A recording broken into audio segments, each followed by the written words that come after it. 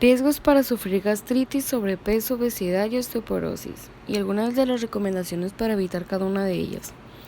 La gastritis aguda no específica se genera por el daño a la mucosa gástrica causada por diversos factores.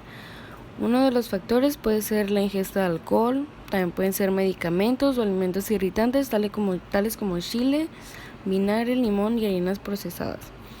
Enfermedades como la insuficiencia renal crónica o agresiones térmicas que serían alimentos muy calientes. La gastritis aguda infecciosa la mayoría de las veces, o más bien las veces que se da la gastritis aguda infecciosa, es causada por bacterias o virus. Algunas de las recomendaciones para evitar esta enfermedad, que sería la gastritis, sería evitar comer alimentos irritantes y muy grasos, evitar ingerir aspirinas y antiinflamatorios, ya que suelen ser muy agresivos con el aparato digestivo, desayunar a diario para que los jugos gástricos no dañen el esófago, masticar bien y con lentitud, y la mayoría de las veces cenar algo ligero. La causa fundamental de la obesidad y el sobrepeso, es de los que les voy a hablar, es un desequilibrio entre las calorías consumidas y las calorías gastadas. Usualmente es provocado por un aumento en la ingesta de alimentos hipercalóricos que serían ricos en grasas, sal y azúcares, pero muy pobres en vitaminas, minerales y otros micronutrientes, así como por poca actividad física.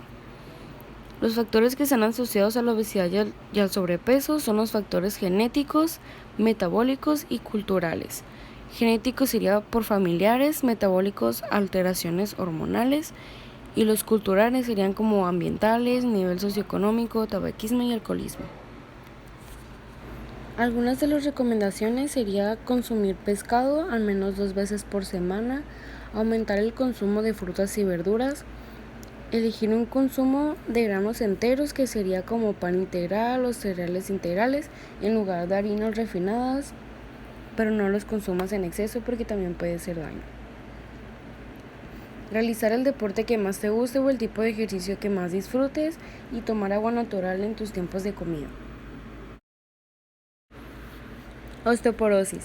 La osteoporosis es una enfermedad ósea que se caracteriza por la disminución de la densidad del tejido óseo y tiene como consecuencia una fragilidad exagerada de los huesos.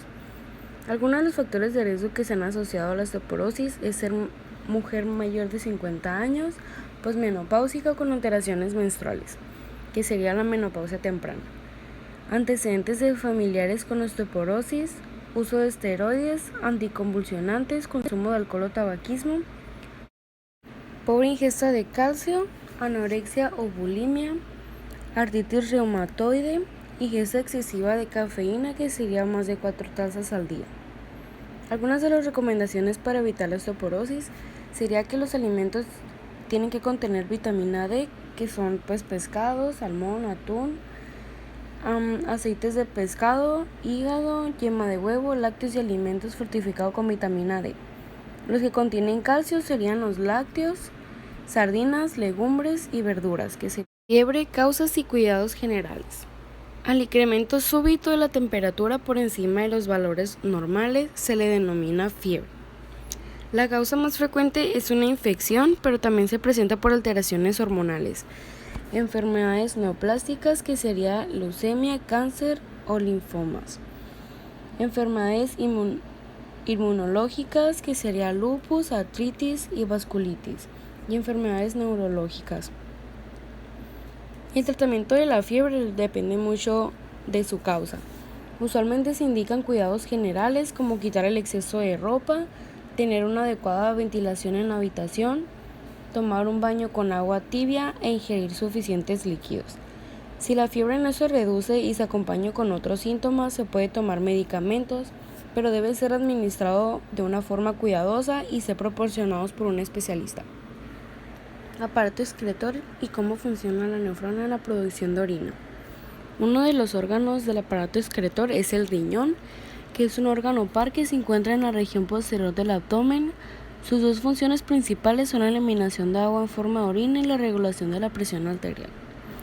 También está el uréter, la vejiga y la uretra.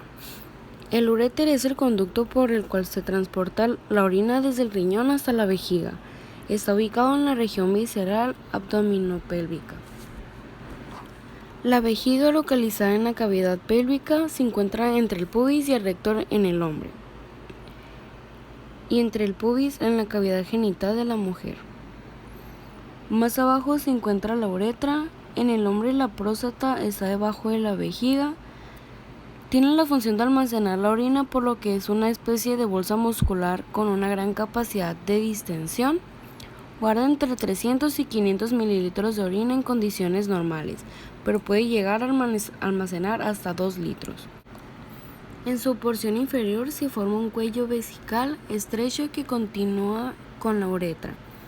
El cuello está rodeado por una capa muscular que funciona como esfínter para impedir que la orina fluya hacia la uretra.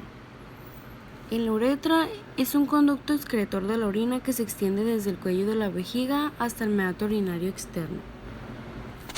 La orina se fabrica en las nefronas. El proceso en el que se distinguen tiene 3 etapas. La primera etapa es la filtración. Ocurre en el glomérulo, que es la red de capilares en la arteriola aferente, pasando el agua y pequeñas moléculas disueltas en la sangre a la cápsula de la nefrona. Esa es la primera etapa, que sería la filtración. La segunda etapa es reabsorción. La segunda etapa sería la reabsorción, que es cuando se reabsorben y vuelven a pasar a la sangre moléculas útiles para el organismo. Ocurre a lo largo del túbulo renal. La tercera etapa sería la secreción. Consiste en el paso de algunos iones desde los capilares hacia el interior del túbulo, que es en la zona distal. 3 tipos de tejidos musculares y sus características. Tenemos el músculo esquelético, que está constituido por fibras de aspecto estriado, posee bandas oscuras y claras alternadas que le dan esta apariencia. Son cilíndricas y pueden medir entre 10 y 30 centímetros de longitud. Esas fibras, al unirse, forman el músculo esquelético.